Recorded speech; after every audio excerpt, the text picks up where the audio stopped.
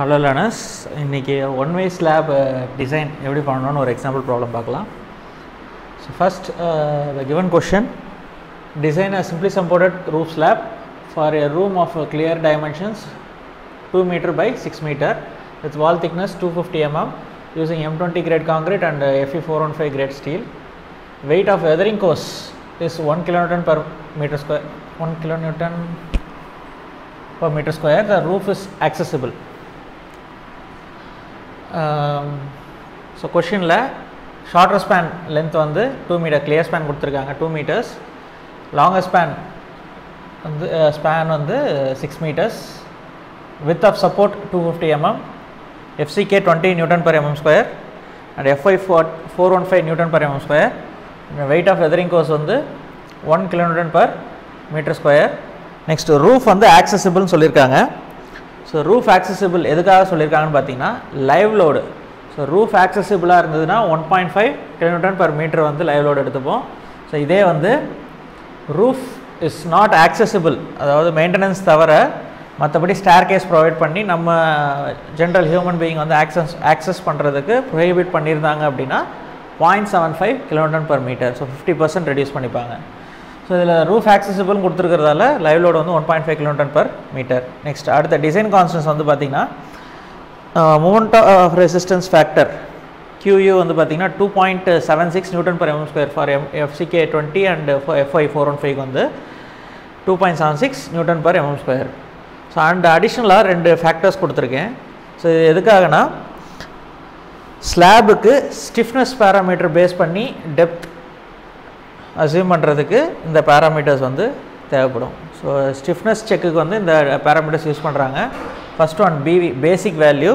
So basic value பார்த்தீங்கன்னா up to 10 metre ஸ்பேனுக்கு வந்து கேண்டிலிவராக இருந்தால் 7, சிம்பிளி சப்போர்ட்டாக இருந்தால் 20, கண்டினியூஸ் ஸ்லாபாக இருந்ததுன்னா 26. ஸோ இதில் சிம்பிளி சப்போர்ட்டட் ஸ்லாப் கொடுத்ததால 20 எடுத்திருக்கோம். ஸோ இதே 10 மீட்டருக்கு மேலே இருந்ததுன்னா span by 10 by span multiply பண்ணிக்கணும். Next modification factor. So modification factor is based on Fy and FCK. So ஒவ்வொரு மெட்டீரியல் ப்ராப்பர்ட்டிக்கும் வந்து ஸ்ட்ரக்சரல் இன்ஜினியரிங் ஹேண்ட்புக்கில் வந்து உங்களுக்கு Fy வேல்யூஸ் வந்து கொடுத்துருப்பாங்க. ஸோ இருக்கிற conditions for FCK 20 and Fy 415 வந்து மாடிஃபிகேஷன் ஃபேக்டர் 0.95. ஸோ நெக்ஸ்ட் இது வந்து கிவன் டேட்டா அண்டு தேவையான ப்ராப்பர்ட்டிஸ் வந்து எடுத்துட்டோம். அடுத்த ஸ்டெப் இது என்ன டைப் ஆஃப் ஸ்லாப் அப்படின்றத வந்து நம்ம கண்டுபிடிக்கணும். So Ly by Lx. So இது வந்து 6/2 = 3. அது வந்து மோர் தென் 2 இருக்குது. So longer span by shorter span ratio வந்து 2 அதிகமாக இருக்கிறதால இந்த ஸ்லாப் வந்து one way slab. Next first step எல்லா ப்ராப்ளத்துலையும் என்ன பண்ணியிருந்தோன்னா எஃபெக்டிவ் டெப்த்து, லென்த்து, பிரெத் இதுதான் அசியூம் பண்ணியிருந்தோம். ஸ்லாபை பொறுத்த வரைக்கும் பிரெத் வந்து 1 மீட்டருக்கு தான் நம்ம டிசைன் பண்ண போகிறோம். ஸோ எப்படி யூடிஎல் லென்த் வந்து 1 மீட்டர் எடுத்துக்கிறோமோ அதேமாதிரி பிரெத்தும் வந்து ஸ்லாபை பொறுத்த வரைக்கும் 1 மீட்டர் தான் நம்ம எடுத்துப்போம். Assume effective depth based on stiffness. So D = span by basic value into modification factor. So இதை பேஸ் பண்ணி தான் வந்து எவ்வளோ டெப்த் ரெக்வயர்டுன்றதை அசியூம் பண்ண போகிறோம். ஸோ 2000/20 × 0.95 105 mm வந்து கிடைக்குது. ஸோ நான் வந்து என்ன பண்ணுறேன்னா எஃபெக்டிவ் டெப்த் 110 mm அசியூம் பண்ணுறேன். எஃபெக்டிவ் கவர் 20 mm அசீவ் பண்ணுறேன். ஸோ அப்போ ஓவரால் டெப்த் வந்து 130 mm. Next span, effective span determine பண்ணோம். So center of support to center of support 2250 mm. இதே வந்து length plus effective depth 2110 mm. So இதில் least வந்து பார்த்தீங்கன்னா 2110 mm ஆர் 2.11 மீட்டர். இதுதான் வந்து ஷார்ட்டர் ஸ்பேனோட effective length.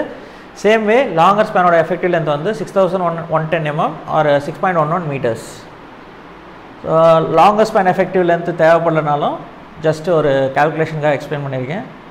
Next load calculation. So length, depth, breadth, length எல்லாமே டிட்டர்மைன் அசியூம் பண்ணதுக்கப்புறம் லோட் கால்குலேஷன். நெக்ஸ்ட் ஸ்டெப் வந்து லோட் கால்குலேஷன்.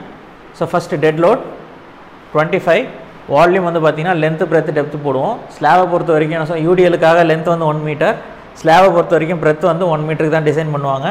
ஸோ டெப்த்து மட்டும் தான் இங்கே இன்க்ளூட் பண்ணுறோம். ஸோ டெப்த் வந்து 0.13, பிரெத் வந்து 1 மீட்டர், லென்த் 1 மீட்டர். ஸோ இதை சப்ஸ்டியூட் பண்ணும்போது 3.25 kilonewton per meter. ஸோ அதே மாதிரி லைவ் லோடு வந்து ரூஃப் ஆக்சசிபிள்னு சொல்லியிருந்தாங்க 1.5 kN per meter. ஸோ அதே மாதிரி வெதரிங் கோர்ஸ் வந்து 1 kN per meter square கொடுத்துருந்தாங்க. So into 1 meter into 1 meter. So அப்போ 1 kN by 1 kN per meter. So weathering கோர்ஸும் வந்து 1 kN per meter. ஸோ இது டோட்டல் பார்த்தீங்கன்னா 5.75 kN per meter வந்து ஒர்க்கிங் லோட் நமக்கு கிடைக்குது. ஸோ இதே வந்து டிசைன் லோடு எடுக்கணும்னா 1.5 மல்டிப்ளை பண்ணணும். ஸோ நம்ம டிசைன் லோடு வந்து 8.625 kN per meter. ஸோ இதை பேஸ் பண்ணி மூமெண்ட் ஆஃப் ரெசிஸ்டன்ஸ், அதாவது அல்டிமேட் மூமெண்ட் எவ்வளோ வருதுன்னு பார்க்க போகிறோம். Next area of steel in tension.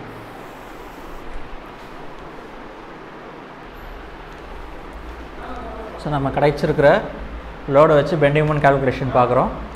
WL²/8 simply supported ஸ்லாப்ன்றதால.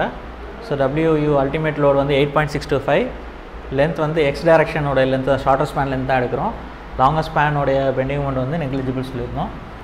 So 2.11 square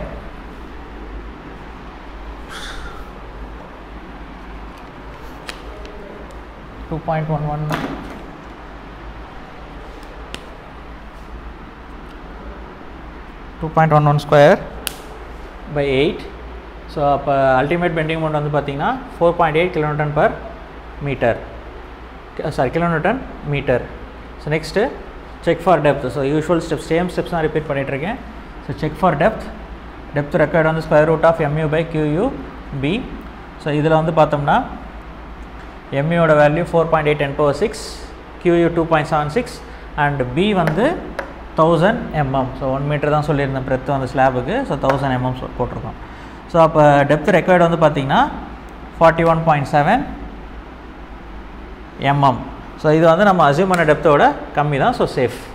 so next AST calculate பண்ணுறோம். MU = 0.87 FI ASTD 1 - FI AST/FCK/BD. So value substitute பண்ணி கால்குலேட் பண்ணோம்னா ASTயோட வேல்யூ 123.75 mm² கிடைக்குது. ஸோ AST மினிமம் வந்து பார்த்திங்கன்னா டார் ஸ்டீலாக இருந்ததுன்னா, டிஃபார்ம்டு பாஸாக இருந்ததுன்னா 0.12% of overall size of the slab. So இதே வந்து மைல்டு ஸ்டீலாக இருந்ததுன்னா 0.15% of overall size of the slab. So இப்போ 0.12%, இது வந்து FE 415 தான் நம்ம யூஸ் பண்ணுறோன்றதால 0.12%. ஸோ 0.12 / 100 இன்ட்டு பிரெத் வந்து 1000 mm. ஸோ 1 மீட்டர் சொல்லியிருந்தேன். ஓவரால் டெப்த் வந்து 130 mm. ஸோ அப்போ மினிமம் AST ரெக்வயர்டு வந்து பார்த்திங்கன்னா 156 mm². ஸோ இது வந்து கால்குலேட் பண்ண AST ரெக்வயர்டோட அதிகமாக இருக்குது. ஸோ அதனால் என்ன பண்ணுறோன்னா மினிமம் AST வந்து நம்ம ப்ரொவைட் பண்ணிடுறோம். So AST = 156 mm². Next spacing calculate பண்ணுறோம். ஸோ மெயின் ஸ்டீல் ஸ்பேசிங் வந்து பார்த்திங்கன்னா 3 times of effective depth or 300 mm or actual spacing based on area of steel reinforcement. So இது 3 கால்குலேட் பண்ணுறோம். 3D வந்து 3 × 110 mm. So 330 mm. So next 300 mm டேரெக்டாக இருக்குது. So based on AST வந்து பார்த்தோம்னா 8 mm டயாபார் use பண்ணுறோன்னா 5/4 8² வந்து சிங்கிள் பாரோட AST. ஸோ டோட்டல் AST வந்து 156 mm². ஸோ இன்ட்டு 1000 பண்ணோம்னா 322 mm வருது. ஸோ இதில் லீஸ்ட்டை வந்து நம்ம ஸ்பேசிங்காக எடுக்க போகிறோம். ஸோ அப்போ என்ன பண்ணுறோம், provide 8 mm dia bars at 300 mm centre to centre spacing. Next distribution steel. So shorter ஸ்பேனுக்கு வந்து ரீஎன்ஃபோர்ஸ்மெண்ட் டிசைன் பண்ணிட்டோம். ஸோ இதே லாங்கர் ஸ்பேனில் வந்து இந்த ரீஎன்ஃபோர்ஸ்மெண்ட்டை ஹோல்ட் பண்ணுறதுக்கு மெஷ் ஃபார்ம் பண்ணணும் இல்லையா. ஸோ அதுக்காக டிஸ்ட்ரிபியூஷன் ஸ்டீல் ப்ரொவைட் பண்ணுறோம். Distribution steel is mainly for temperature stress and creep shrinkage. So அந்த ஸ்ட்ரெஸ்ஸஸ் எடுத்துக்கிறதுக்காக மெயினாக டிஸ்ட்ரிபியூஷன் ஸ்டீல் வந்து டிசைன் பண்ணுறாங்க. ஸோ டிஸ்ட்ரிபியூஷன் ஸ்டீல் வந்து AST மினிமம் எவ்வளவோ சேம் ஏரியா வந்து டிஸ்ட்ரிபியூஷன் ஸ்டீல் ப்ரொவைட் பண்ணலாம். So 156 mm². ஸ்பேசிங் வந்து பார்த்திங்கன்னா 5D 450 mm or spacing based on AST. So இது 3ல் லீஸ்ட்டை தான் எடுக்க போகிறோம். ஸோ 5 × D வந்து 550 mm, நெக்ஸ்ட்டு 450, நெக்ஸ்ட்டு 8 mm டயாபார்ஸை யூஸ் பண்ணுறோம். 5/4 8² / 156 × 1000. ஸோ இது பார்த்திங்கன்னா 322 mm வருது. ஸோ அப்போ என்ன பண்ணுறோன்னா provide 8 mm dia bars at 320 mm centre to centre spacing. So complete design முடிச்சாச்சு. So final few steps, curtailment and check for shear. Next வந்து கர்டைல்மெண்ட். 50% ஆஃப் பார்ஸ் வந்து 0.08 effective length from face of the support வந்து நம்ம கர்டைல் பண்ணிக்கலாம். அதாவது 0.08 of effective length வந்து 0.08 × 2110 அது வந்து 169 mm. So face of the சப்போர்ட்லேருந்து 169 mm தள்ளி அந்த இடத்துல வந்து 50% ஆஃப் பார் கட் பண்ண, அதாவது ஆல்டர்னேட் பார்ஸை வந்து கர்டைல் பண்ணிடலாம். ஸோ ஃபஸ்ட்டு ஒரு பார் இருக்குன்னா விட்டுட்டு செகண்ட் பாரை வந்து கர்டைல் பண்ணிவிட்டு தேர்ட் பார் ஃபுல்லாக விடுறோம். ஸோ ஃபோர்த் பார் வந்து கர்டைல் பண்ணுறோம். ஸோ ஆல்டர்னேட் பார்ஸ் வந்து கர்டைல் பண்ணிடலாம். Next check for shear. So beam வந்து ஷியரில் ஃபெயிலியர் ஆச்சுன்னா ஸ்டிரப்ஸ் வந்து ப்ரொவைட் பண்ணி நம்ம ஷியரில் வந்து சேவ் பண்ணிடலாம். ஃபார் ஷியர் ஃபோர்ஸ் வந்து சேவ் பண்ணிடலாம். பட் ஸ்லாபில் வந்து நம்ம ஸ்டிரப்ஸ் ப்ரொவைட் பண்ணுறதில்ல. ஸோ அப்போ வந்து காங்க்ரீட் வந்து அதுக்கு தானாகவே shear carrying capacity shear force carrying capacity வந்து இருக்கணும். ஸோ அப்போ என்ன பண்ணுறோன்னா ஷியர் ஃபோர்ஸ் எவ்வளோன்னு பார்த்தோன்னா சிம்பிளி சப்போர்ட்டட் பீமுக்கு WL/2. ஸோ 8.625 × 2.11/2 அது வந்து 9.1 kN. ஸோ τv வந்து பார்த்தோம்னா VU/BD. VU வந்து 9.1 10⁻³ அதை நியூட்டன் கன்வெர்ட் பண்ணுறோம். /1000 × 110. ஸோ அது வந்து 0.08 Nm² கிடைக்குது. ஸோ பர்சன்டேஜ் ஸ்டீல் பார்த்தீங்கன்னா 100 × AST/BD. ஸோ அதோட வேல்யூ வந்து 100 × 156/1000 × 110 அது வந்து 0.142% வருது. For M20 grade concrete percentage steel வந்து 0.15 விட கம்மியாக இருந்தது அப்படின்னா τc வந்து 0.28 Nm/mm². ஸோ அப்போ τv அதாவது வந்திருக்கக்கூடிய ஷியர் ஸ்ட்ரெஸ் வந்து காங்கிரீட்டால் தாங்கக்கூடிய ஷியர் ஸ்ட்ரெஸ்ஸை விட கம்மியாக தான் இருக்குது. ஸோ நம்ம அப்ளை பண்ணுற ஷியர் ஸ்ட்ரெஸ் காங்கிரீட் வித்ஹோல்ட் பண்ணக்கூடிய லிமிட்டில் தான் வந்து இருக்குது. ஸோ அதனால் சேஃப். ஸோ இதுதான் வந்து one way slab design. So இதே வந்து ஒன் வே கண்டினியூஸ் ஸ்லாபாக இருந்ததுன்னா ஷியர் கோஎஃபிஷியன்ஸ் வச்சும் நம்ம வந்து பெண்டிங் மொமெண்ட் கோஎஃபிஷியன்ஸும் வச்சு நம்ம வந்து டிசைன் பண்ணலாம். So already continuous beam design நம்ம பார்த்துருந்தோம். So same way one way slab continuous one way ஸ்லாபாக இருந்ததுன்னா பெண்டிங் மொமெண்ட் கோஎஃபிஷியன்ஸ் வச்சு நம்ம வந்து டிசைன் பண்ணிக்கலாம். So and one more thing, one way ஸ்லாபை பொறுத்த வரைக்கும் ஸ்டிஃப்னஸ், ஷியர், டெப்த்து, ஸோ இது மூணும் வந்து செக் பண்ணுறோம். ஸோ ஃபஸ்ட்டு டெப்த்தை அசியூம் பண்ணும்போதே ஸ்டிஃப்னஸ் வச்சு தான் அசியூம் பண்ணோம். நெக்ஸ்ட் செக் ஃபார் டெப்த்து பண்ணோம். Next check for shear. இது மூணுமே வந்து ஸ்லாபு கண்டிப்பாக பண்ணியிருக்கணும். மற்ற எல்லா ப்ரொசீஜரும் சேம் தான். ஸோ ஃபஸ்ட்டு என்ன பண்ணியிருந்தோம், மெட்டீரியல் ப்ராப்பர்ட்டிஸ் எடுத்ததுக்கப்புறம் எஃபெக்டிவ் டெப்த் அசியூம் பண்ணோம் ஸ்டிஃப்னஸ் பேஸ் பண்ணி. நெக்ஸ்ட்டு பிரெத் வந்து 1 மீட்டர் சொல்லியிருந்தேன். Effective length கண்டுபிடிச்சிருந்தோம். ஸோ இது முடிஞ்சதுக்கப்புறம் அடுத்த step load calculation. Load calculate பண்ணதுக்கப்புறம் பெண்டிங் மொமெண்ட் கால்குலேஷன்.